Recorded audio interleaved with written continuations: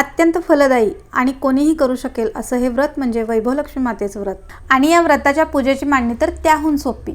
तर काय करायचं आहे, पूर्वेकडे तोंड करून बसायचं आहे, पूजेची जागा स्वच्छ करून घ्यायची, नंतर एक पाट मांडायचा, त्यावरती लाल वस्त्र अंथरायचं, लक्ष्मीचा फोटो असेल तर तो ठेवा, नंतर त्यावरती तांदळाची रास घालायची, त्यावरती घालायचं आहे हळदी कुंकवाचं स्वस्तिक। आता हळदी कुंकवाचं स्वस्तिक या पूजेमध्ये खूप महत्त्वाचं मानलेलं आहे। श्रीयंत्र असेल तर त्याखाली सुद्धा थोड्या अक्षता घालून त्यावरती श्रीयंत्र ठेवायचं आहे। गणपती म्हणून सुपारी ठेवणार आहे त्यासाठी सुद्धा आपण अक्षता ठेवायच्या आहेत। कलशामध्ये नेहमीप्रमाणे नाणे, सुपारी, अक्षता, हळदी कुंकू घालायचं आहे आणि त्यावरती काढायचं आहे स्वस्तिक। नंतर हा कलश त्या तांदळाच्या राशीवरती ठेवायचा आहे, त्यावरती ठेवायची आहे तांदळाने भरलेली वाटी किंवा प्लेट। गणपतीसाठी जी सुपारी घेतली होती ती पण स्वच्छ धुवून घ्यायची।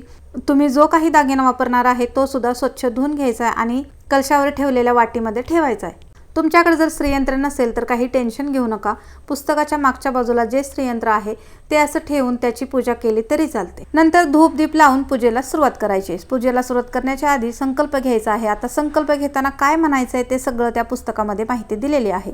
नंतर हातामध्ये अक्षता घ्यायचं आहे, आपल्या कुलस्वामिनीचं आणि वैभवलक्ष्मी मातेचं स्मरण करायचं आहे। सगळ्यात आधी सुपारी म्हणून ठेवलेल्या गणपतीची पूजा करायची आहे।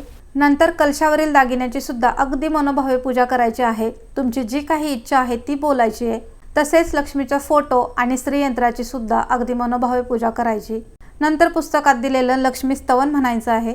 पुस्तकामध्येच असलेल्या अष्टलक्ष्मी देवींचे सुद्धा आपण मनोभावे दर्शन घ्यायचं आहे। त्यानंतर कथा वाचायची, आरती करायची।